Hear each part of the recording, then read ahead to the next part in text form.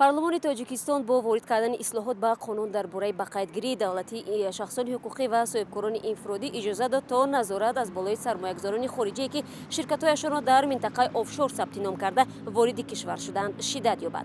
رستم شاه مراد وزیر عدلیه تاجیکستان روز 6 اپریل در مجلس نمایندگان گفت باید همه سرمایه‌گذاران خارجی اسناد دقیق را درباره شخصیت و منطقه ثبت نام شرکت‌هایشان پیشنهاد کنند.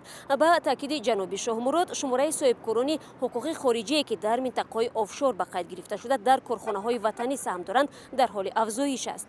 او گفت بنابر آنکه جریان ثبت نام صاحبکاران در تاجیکستان ساده است و برخی از سرمایه‌گذاران خارجی برای اجرای طرح‌هایشان و مخصوصا گریز از انداز از این روند استفاده می‌کنند.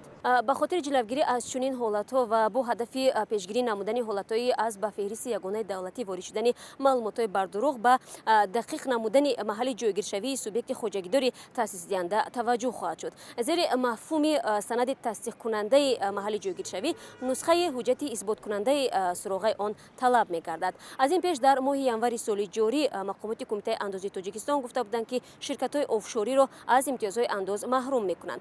یک مقامدار این نهاد گفت اکثر سرمایه‌گذارانی که به تاجیکستان سرمایه وارد می‌کنند از طریق شرکت‌های آفشوری طرح‌های خود را در اینجا پیاده می‌سازند. آفشور یعنی بیرون از ساحل یا به معنای جزیره مناطق خرد است که به صاحبکاران امکان می‌دهد سرمایه خود را در آنجا مخفی و از انداز امن نگاه دارند. بزرگترین مناطق آفشوری در شویتزاریا، لوکزامبورگ، بریتانیا، آمریکا و سینگاپور بوده. در مجموع در جهان 70 منطقه آفشوری وجود دارد که به افراد ثروتمند و شرکت‌های بزرگ کمک می‌کند تا به حیله‌های گوناگون از پرداخت مالیات سر پیچند.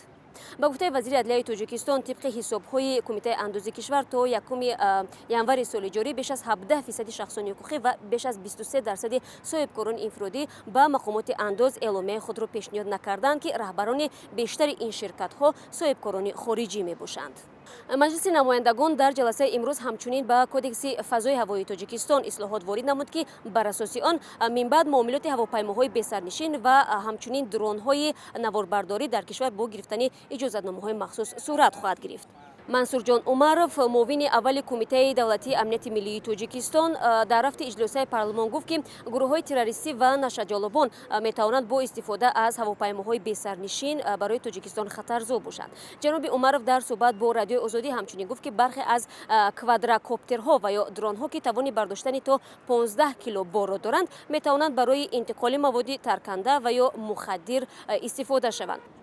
با گفته این مقامدار همکنون واردات هواپیماهایی که خصوصیت شهروندی دارند با آویاسیای گراژدانی و باقی مانده با وزارت مدافع هماهنگ کرده می شوند. در تاجیکستان تنها نیروهای روسیه از هواپیماهای بی‌سرنشین استفاده می کنند که چند نوبت در تمرین‌های نظامی از آن استفاده کردند. اما در این اواخر درون‌های خرد برای ثبت تویی‌های نوخانه‌داران در کشور به طور گسترده استفاده می شوند و استفاده از چنین دستگاه‌ها را مسئولین کمیته دین کشور نه تنها خلاف قانونی تنظیم بلکه خطر به جان داماد و عروس و همچنین اطرافیان آنها نیز نامیده بودند. همزمان یک گروه از وکیلان پارلمان به حکومت تاجیکستان پیشنهاد کردند که روز پیشوا یا روز پرزیدنت در کشور رسما تجلیل شود. این پیشنهاد حالا در شکل طرح تغییر الهه‌ها به قانون درباره روزهای تهیه شده در حکومت در حال بررسی قرار دارد و به احتمال زیاد تجلیل از روز پیشوا 5 اکتبر یا 19 نوامبر تعیین شود. 5 اکتبر روز تولد امام علی رحمان و 19 نوامبر روز اولی به سر قدرت رسیدن او به حیث رهبری شورای عالی تاجیکستان است. این چنین منبع‌ها مقرر شدن روز پیشوا به 6 نوامبر را که روز قانون اساسی نیز هست بعید نمی‌دانند.